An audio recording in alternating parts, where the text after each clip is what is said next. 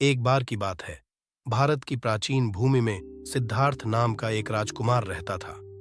विलासिता और विशेषाधिकार में जन्मे सिद्धार्थ को उनके माता पिता, राजा और रानी द्वारा दुनिया की कठोर वास्तविकताओं से बचाया गया था।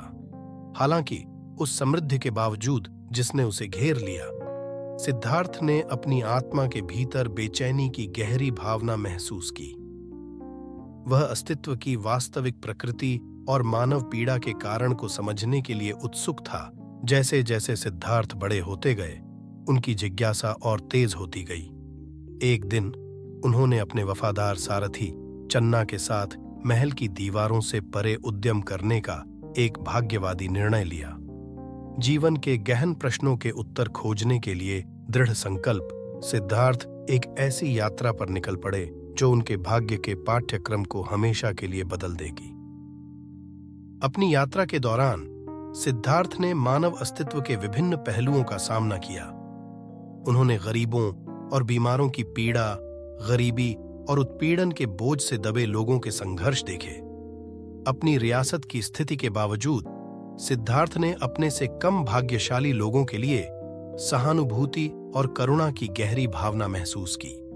सत्य की अपनी खोज से प्रेरित होकर सिद्धार्थ ने अपने शाही विशेषाधिकारों को त्याग दिया और तपस्या और आत्मत्याग के मार्ग पर चल पड़े।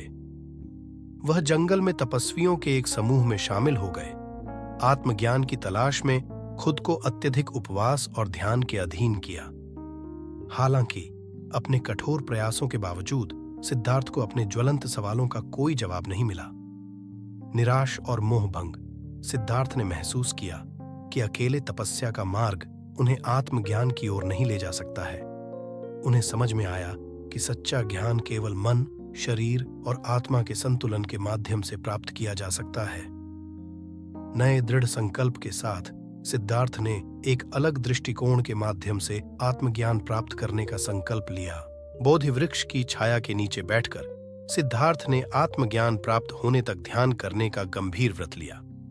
दिन और रात के लिए वह गहरे चिंतन में बने रहे, अटूट संकल्प के साथ अपने मन के भीतर के राक्षसों का सामना कर रहे थे।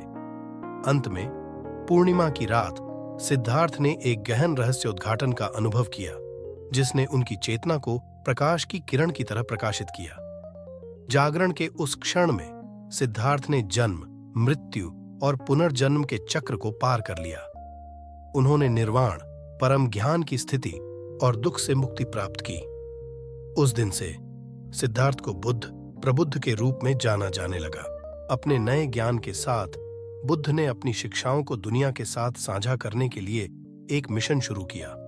उन्होंने दूर दूर तक यात्रा की, 4 आर्य सत्यों और अष्टांगिक मार्ग का प्रचार किया, दूसरों को ज्ञान और मुक्ति के मार्ग पर मार्गदर्शन किया।